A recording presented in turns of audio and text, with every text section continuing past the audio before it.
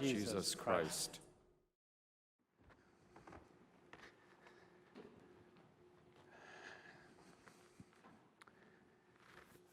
Over the 34 plus years that I have been graced and honored to celebrate this mystery or this ministry as a priest, I've encountered that gospel for 34 plus years. And you're always looking for a different angle. What's the best way to celebrate this feast today? You know, we could get into the argument of were they kings or were they magi? And what were magi? What kind of people were they?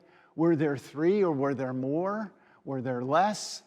You know, there's all kinds of open questions about the feast that we celebrate today. And theologically, certainly this feast, maybe its primary purpose is to show us that God has begun to open up the gift of God's presence, not just to a few chosen people, a small, tiny little nation of Israel, but through the gift of this feast, he opens it up to everyone. And that's the sort of a theological focus of our day.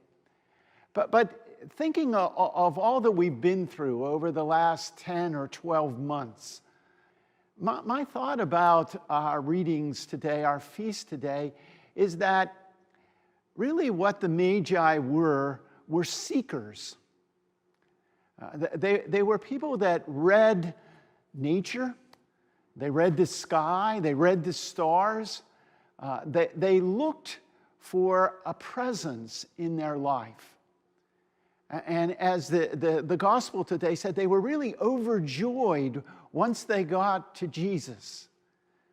That star that they had been following, all of the signs that they had been following and looking at led them to this little child. How does that relate to us? Well, I think one of the things that 2020 has sort of taught us is that each day we've got to get up and keep looking for that presence of God in our life. And sometimes it's hard, sometimes it's difficult, sometimes we're challenged. One of the struggles of this past year has been that sometimes we've had to be alone. We've had to be disconnected in some ways from people important in our life or just people in general or life in general. And maybe that's given us an opportunity to pause and to think sometimes, to wonder about ourselves, to maybe challenge ourselves, to grow a little bit in our faith, not just stay in one place.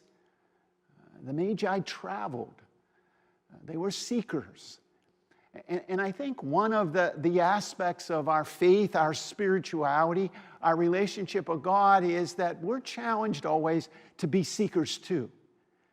To look at the signs, the ordinary signs, the extraordinary signs, the struggling signs, the difficult signs, the joyful signs, and hopefully to encounter, to find God.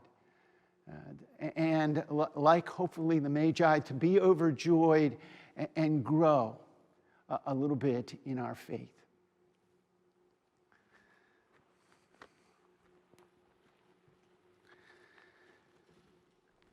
The Magi trusted in their journey.